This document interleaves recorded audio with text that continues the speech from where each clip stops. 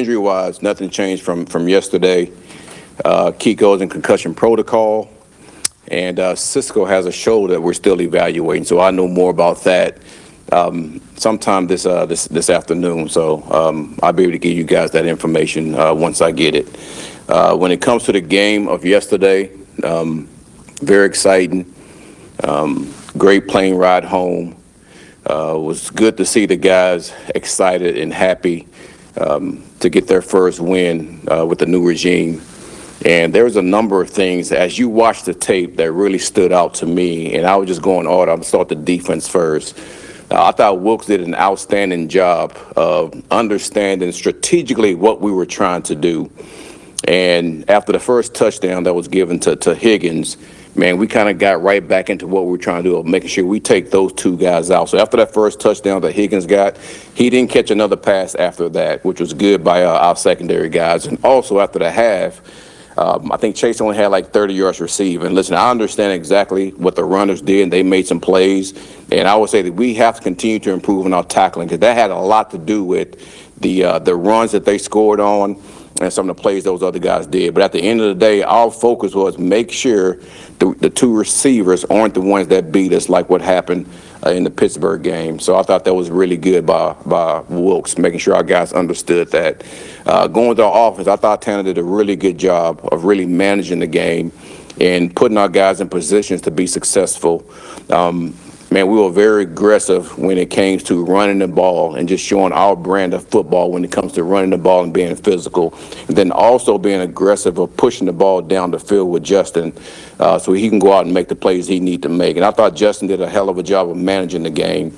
Again, no turnovers. We had a limited amount of penalties, and that's on the offense and defensive side. And that's been 3 games in a row for the most part. I think we only had 11 penalties in the last 3 games, which averages out about 3.6 penalties a game. So that's something that we've been working on for quite a bit. So I thought that was outstanding. When it comes to special teams, man, Isaiah did a hell of a job of returning the ball. Obviously, it's a pretty good redemption story of what happened with him fumbling the ball and him making that mistake of catching the ball beyond that 10-yard rule that we have. And now, man, he's really in the groove of understanding exactly what we want when it comes to a returner. And this is just in general. I mean, our special teams have been a high mark for this team throughout this season. I think those guys continue to do that. So, again, happy for the win. We understand still where we're at. We're 1-7. We're not happy about that, but it is what it is. And we get another chance, not this week because of the bye, but the next week to get a chance to play Cleveland, to continue improving on the things that we're trying to improve on as a team. So, any questions? Aaron, I know you talked about yesterday that Justin is primed to be for this situation. Yeah. Going back and looking at how he performed, were you impressed at all? Because a lot of guys may not have responded with the poise and the composure that he did this week. Yeah, and just like I said yesterday, his personality, his faith, his family, man, they do a really good job of keeping him grounded and keeping him steady. And man, there are so many levels to things that he goes through as a person and as a player that I think sometimes we look at athletes at this magnitude of they're not humans, they're robots. And there's so many things that's attacked at so many different levels on these guys that, man, they're humans and they have feelings. They go through things. But, man, we create these storms for these players, these coaches also, that some people have no idea of what they go through, but they're just like me. They're just like you. They're just like anybody else. They have feelings. They go through things. It just so happened he's such a strong-willed person that he's built to handle things like that. So, yes, I'm proud of him. I'm not shocked. And I expect for him to continue living his life like that. AG, did you see his comments after the game yesterday? He said, I'm going to get vulnerable for a minute here, and he really shared some things that were pretty emotional and how he went through it. And I'm sure, like you've been saying, it's not a surprise to you, like how he's handled things. But did you happen to see those comments from him yesterday, and what did you think?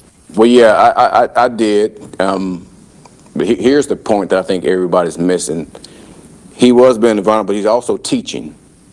He was teaching everybody out there that, listen, like, we're humans and things happen in our lives. And again, I would say this, there's so much that come after these players that people don't understand. They shoot arrows at all these players, and they don't realize these players are they have feelings. So, and I think that was huge, not only for himself, but for the other athletes out there that's listening to what he's saying, that, man, just, it's bigger than football a lot of times. And being able to handle yourself in a way of personality, faith, family, all those things has helped him be the player and the person that he is right now.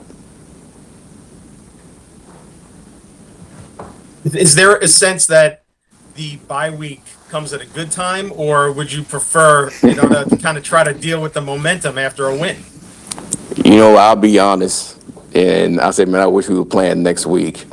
But I do feel like this is a good time for us, because now, man, our focus, again, as it's always been, it's been on us. And, man, some of the things that we just need to clean up, we're going to go back and we're going to self-scout as far as coaches, and we're going to talk to the players about things, about the good, bad, the ugly, and the solutions also for us moving forward. So there's a good and a bad to it. I mean, obviously, after you get a win, you want to continue going, but I also know that, man, there's some things that we have to reflect on and try to continue to fix. And I understand, man, there's a foundation that we're trying to create, and that is an ongoing process. And we feel good about that. Listen, even though the record's not where it wants to be, we feel good about the foundation that we're trying to set, so we can be a team that's going to win continuously. See, we're evaluating the quarterback position last week. Yeah. With the way Justin played yesterday, the natural question is, does he get the start against Cleveland, or is that something you're going to have to weigh over the next 2 weeks? Well, Kyle, I think my answer is going to be on that. This is a bye week, and we're going to focus on us. And listen, I have time to make that decision. So, again, and that's one of the good things of the bye week. But seriously, man, this gives us a chance to really just hone in on the good, bad, and ugly, and try to get those things worked out, because we know we have a ways to go. Aaron, do you think that maybe Justin cleared somewhat of a hurdle? Because obviously we know for a couple games he wasn't playing well, but he was getting the ball out quicker yesterday. I mean, do you think he made the step that you were hoping he would? Well, I would say this. I think he played the game exactly like we see him playing for us to win the game. I would say that there are still some things within that game that he has to improve on, and that's going to be every game. We're going to always be critical of ourselves. I'm always be critical, offense, defense, and special teams, some things that I think that we can get better at. But yeah, he did a really good job for us yesterday. I thought he managed that game really well. I think he did it really well. So again, we're going to take this week to really see, like, how do we improve in some of these things that we didn't do well in at the quarterback position, at the running back position, D-line, linebacker, all those positions, man, and try to improve on this week. AG, how important was that game for the offense? Obviously, you guys wanted to win in the worst way, no matter how you could get it. But coming off a couple games where you did not get in the end zone, and you're down 15 points there in the fourth quarter at 31-16, and they just kept on coming. As far as just a complete effort across the board. You know what? I'm glad you brought that up, because it speaks volumes of what we talked about going into halftime. I don't want to say I challenged the team, because we already talked about that before, that we're about to see exactly how mentally and physically tough we are to be able to be a resilient team, things that we've talked about since OTAs, that the game is never over and we can always win the game. And our guys came out and proved that. And it wasn't just the offense coming out having an explosion like they did, man. The defense made plays in critical times that we need to. It's the same as the special team. So, but I am happy, man. It seems like we're in this valley, and then we have these peaks when it comes to offense and defense. Man, I just look forward to the time we could all put it together and play true complementary football. And and go out and win games that we want to win. But I will say this: we are playing supportive football to where when the offense is not clicking, man, the defense has picked them up. When the defense is not clicking, the offense has picked it up, and the special team has just been really good throughout the season. So again, complimenting football is something that we strive to do as we go out this season. What do you make of Brownlee's contributions? He keeps Hold on we'll showing take one up. from EA and then Yeah. one from Brian, and then we're done. He made a couple of those big plays down the stretch. Yeah, that's the reason why he's here. And again, I give a lot of credit to to Mooj in our personnel department of seeking out the guys that really fit who we are and what we're trying to do as a team, and that really has the traits that we're looking for when it comes to players. So I don't want to say I'm surprised, but I am happy that the things that we thought that he can do, he's out there doing for us to help us win games. AG, the trading deadline's a week from tomorrow. Not sure when we're going to talk to you again. Obviously, with your record being 1-7, you're going to get calls from a lot of teams, I'm sure, looking at your players. What will the organizational approach be to the trading deadline? I would say this. No, I can't say that because that's what Parcells told me. But listen, everybody listens. That doesn't mean that you act on anything. When someone calls, you listen. But action speaks louder than words.